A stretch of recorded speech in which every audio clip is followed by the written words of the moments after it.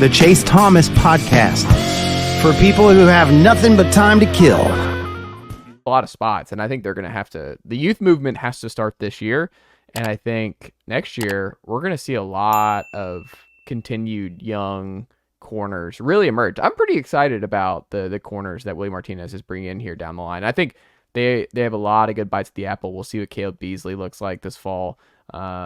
He was injured in spring, so he wasn't able, I wonder what his stock would look like if he had a full healthy offseason with this group, because there's opportunity, right? Like you have, I think in the depth chart, William Wright's the 5th corner right now, a walk-on. Or both him and Caleb Beasley were listed. Yeah, so they're right there. So Caleb Beasley, he's one injury away from playing, not to him. He's one injury away from rotating, because Willie Martinez was rotating last year before guys went down, like Kamal going down after the Alabama game.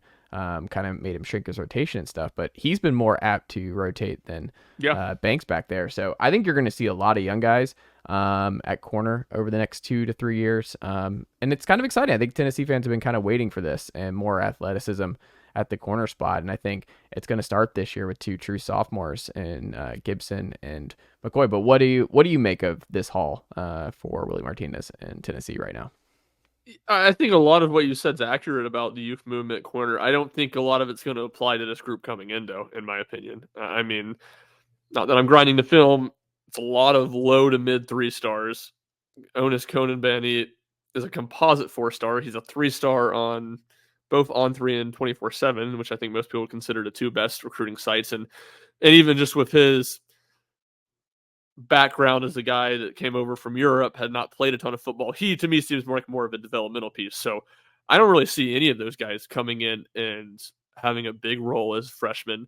Now the transfer portal can obviously change a lot of that. Some of them can be thrust into bigger roles, but I think you got to be excited about the guys that are on campus, especially the 4 underclassmen that we've talked about, with Beasley being the 4th one as a true freshman this year. And to me, I think when I look at the cornerback room and starting to project not even a few years, just to the 2025 season. To me, the thing will be interesting this year is what the things have to look like for Jordan Matthews not to transfer. Because he's a true sophomore.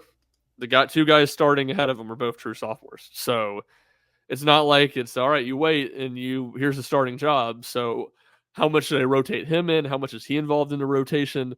And how much playing time does he have to see to be comfortable in coming back? Because it's just, if Ricky Gibson and Jerron McCoy play really well, and Jordan Matthews could even be in the rotation some and get a good bit of snaps, but he's just not as good as those guys.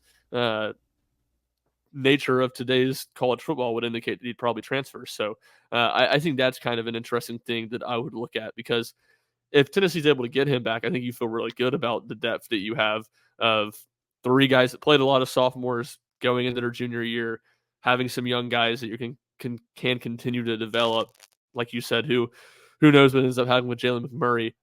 But if you lose one of those guys, it's a little more proven, and maybe McMurray moves on too, then it becomes a little dicey. And then you kind of do start talking about, like, all right, can any of these freshmen coming in this class not necessarily be starters, but can they be valuable to have pieces that they can play if called upon? Yeah. That's fair. I don't know. I just think, for the corners you're talking about, where it's like 3, 4, depending on which site you're looking at in the composite stuff, but they're all top 69 corners. All 4 are in that group, in the 247. So I think it's just more of like, they're not all going to hit, but some of these guys are going to hit. I think Tennessee is going to, why are you laughing? Such a random cutoff. Well, Redmond's 69. Okay.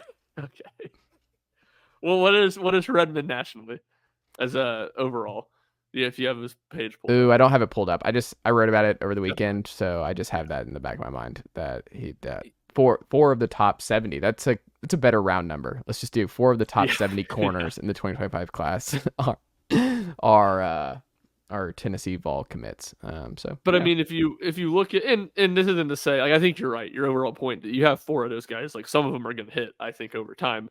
But at the same time, I mean, you go look at Tennessee's class in the composite, and I don't have it pulled up right now, but they got 24 commits. I think it's roughly 15, 16 of them are 4 plus 5 stars. Mm-hmm. I think it's 14 right now. I remember 14. correctly. So you got 10 3-stars, and it's 4 of the 6 defensive back commits. So a lot of the lower guys in this class are defensive backs, which doesn't mean they can't be good players. Doesn't mean they. And I can't think that's develop by into design, that. right? That clearly is the way they're evaluating, and with how NIL is structured. Like, my guess is that has to be by design. I think it is too. Right? Yeah. Like they're going blue chip hunting more in the defensive line, offensive line, quarterback, and receiver is where that is. If you look at the way the depth chart is. Definitely. And you also just look at the way Tennessee's been so hesitant to play young defensive backs. You spend a lot of time and resources to get these kids in, these big recruits, high school recruits in, and then you don't play them early. You're just at complete risk to lose them to the portal anyway. So I do think it makes sense to take guys that you think you can develop a guy or two a cycle that you feel like maybe can help you early, and then look at the portal ranks and maybe even be a little more aggressive than they have. I mean, I like the Jermon McCoy pickup a lot, but as we talked about on here, I think they should have been more aggressive at safety in the portal this offseason. Turrentine's up on him, right? He's talking about him today. What was his quote? He hasn't seen a corner like make plays like McCoy's made since he's been at Tennessee. And Turrentine's been there for 3 years now. But nicely done, nephew. The Chase Thomas podcast. Hell yeah.